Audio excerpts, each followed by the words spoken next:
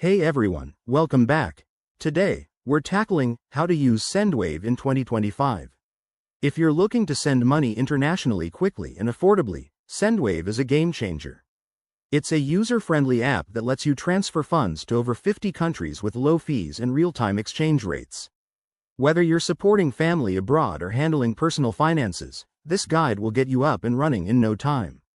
First things first, download the Sendwave app. Head to your App Store. It's available on both iOS and Android. Once installed, open the app and create an account.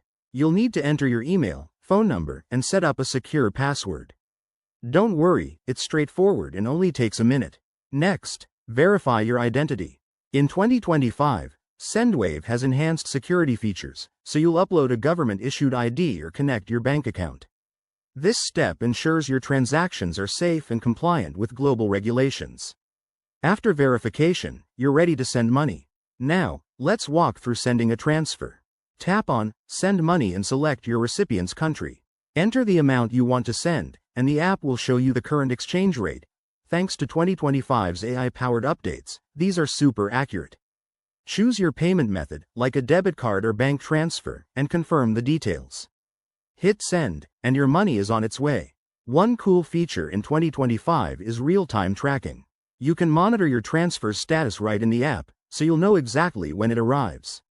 Pro tip: check for promotions or use the rate alert feature to get the best deals. Finally, always prioritize security. Use strong passwords, enable two-factor authentication, and never share sensitive info. Sendwave makes international transfers effortless, saving you time and money.